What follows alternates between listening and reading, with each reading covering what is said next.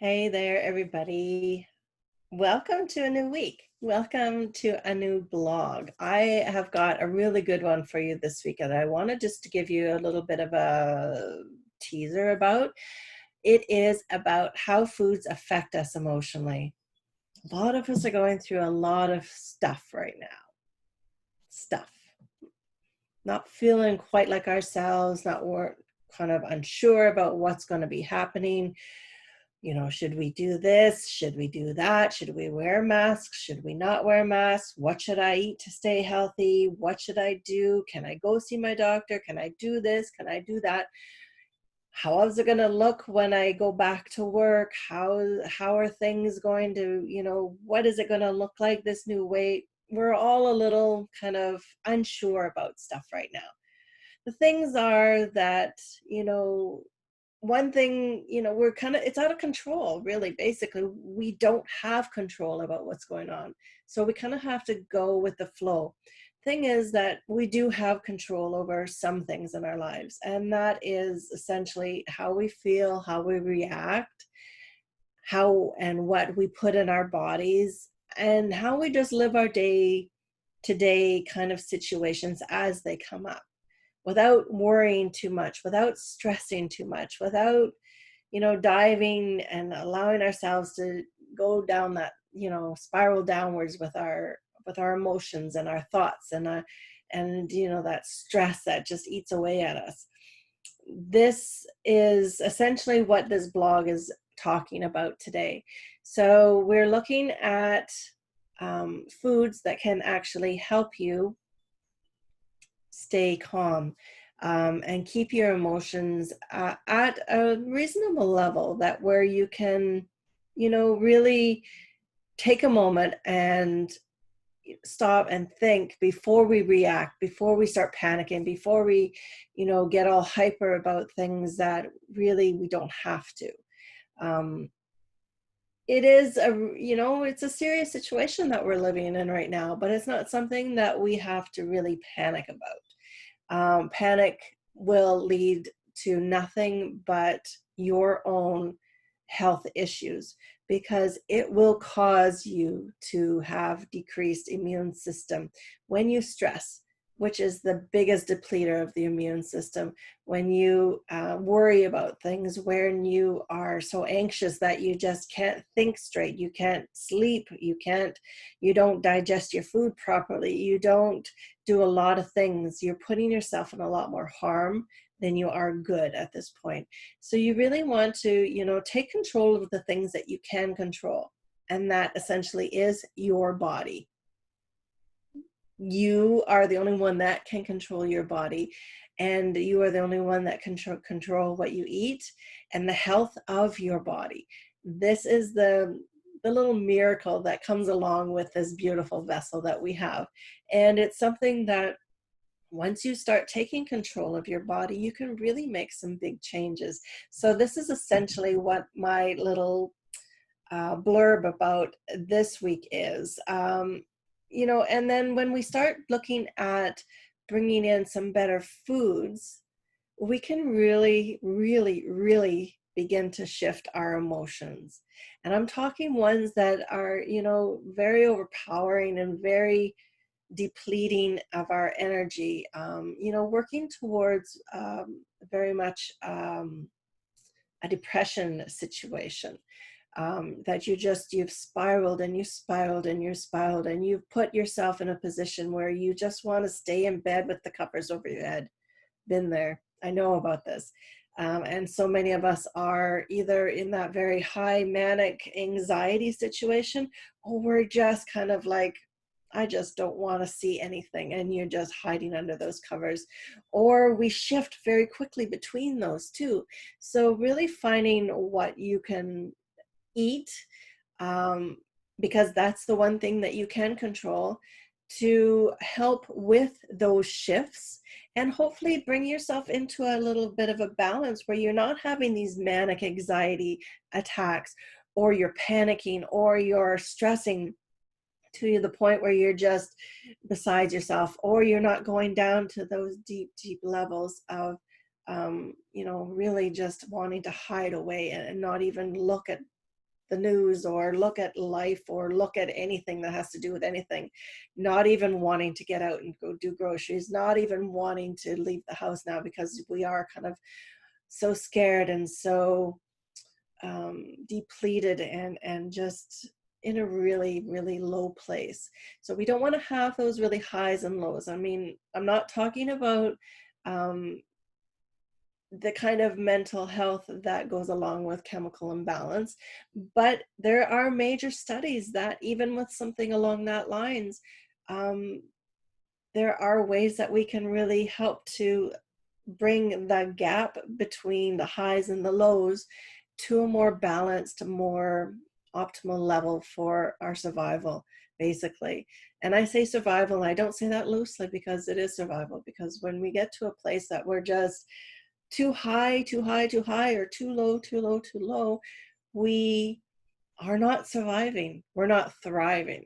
And we're putting our bodies in jeopardy where it can really start manifesting in some really, if it's long term, really manifesting in, physical ailments that are more than just mental. So your mental health is so much, very much connected to our physical health, and vice versa as well. So you really want to really start connecting with that a little bit. So head over to my blog and check out the foods that can really help with the highs and lows, and learning about which nutrients can be very helpful with regards to finding some happiness. So there are foods out there that can really boost your lower moods. And there's a lot of foods out there that can really bring you down and ground you a little bit. So you can come into that nice balance where we're,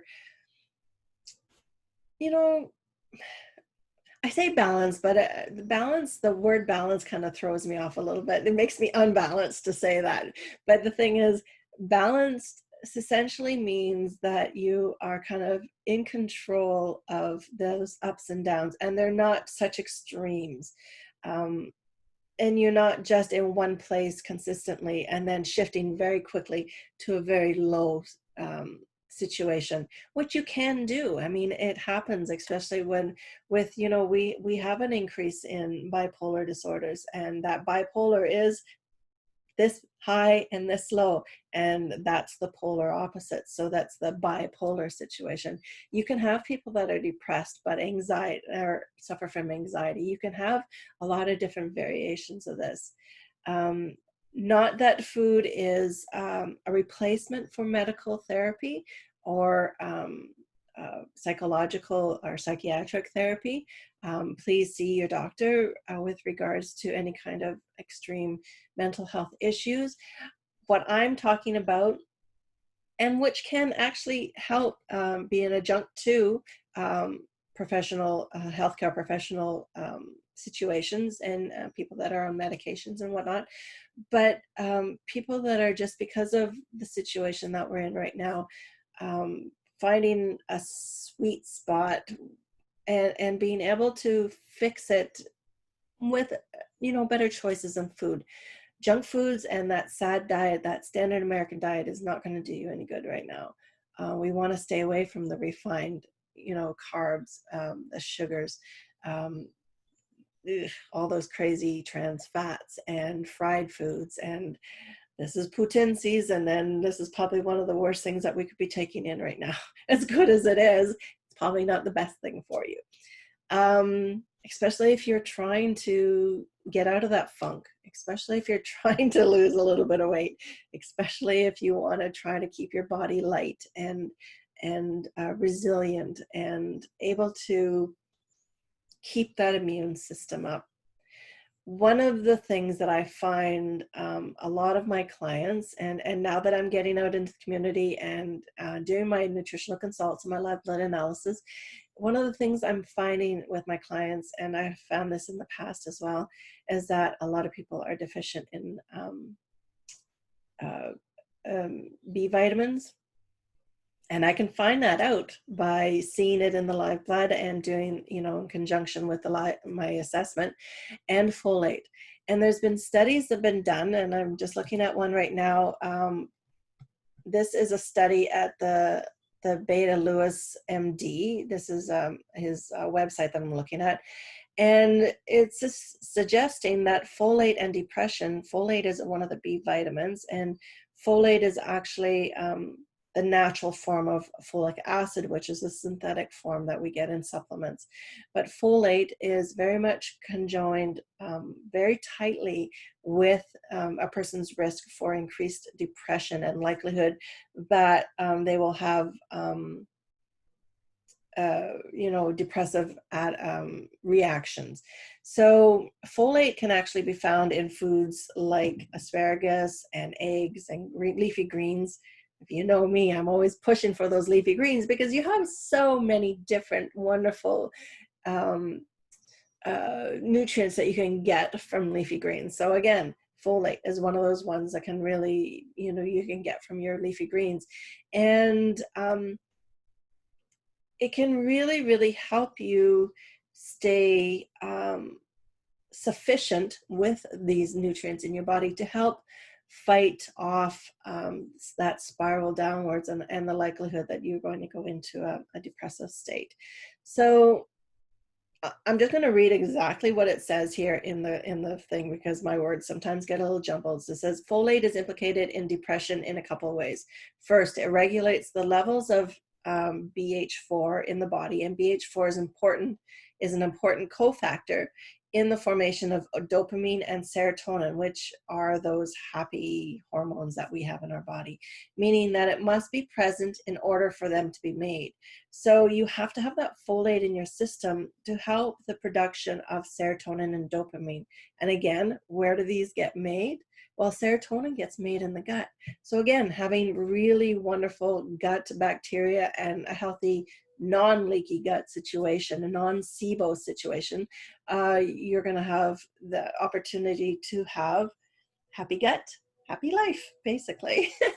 So it really does give that opportunity for, again, that serotonin and dopamine to be made. So disruptions in the levels of these two neurotransmitters, so they're hormones, but they're neurotransmitters, can lead to mood disorders, including depression. Folate deficiency equals lower levels of BH4, which equals lower levels of serotonin and dopamine. So that is just one really cool little connection that food has with our emotions. And it's so cool.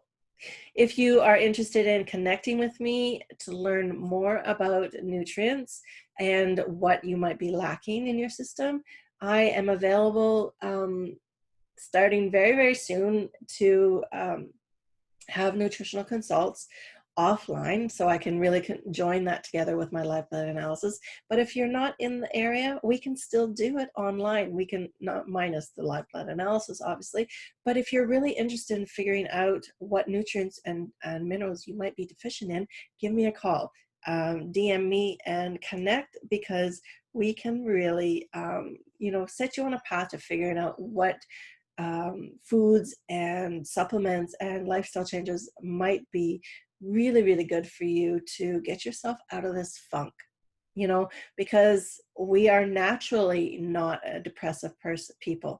We are joyful, light, energetic beings. And this is what we are supposed to be. We're not supposed to be depressed and all the time. We're supposed to be light and loving and airy all the time. But at the same time, I also have a little checklist that you can grab as well. So it's a checklist to see exactly how stressed you are. So if you find that you are just, you're not quite sure what's going on, and this really talks a lot about the hormones as well, so your cortisol levels, and talks a little bit about dopamine and serotonin, and it talks a little bit about foods that can really help as well. So I'll leave a link that you can grab this checklist, and a link for the blog post that you can look at. And definitely, if you're looking to find out very much specifically what you are lacking in your system, hit me up, because I'm your girl. I'll help you in that opportunity best that we can. So we'll talk soon. I'm going to give a couple more videos this week. There's a blueberry coleslaw video that you can check out on my YouTube channel. I put it on my Facebook as well. And yeah, all kinds of fun coming this week. So lots of love. Talk soon.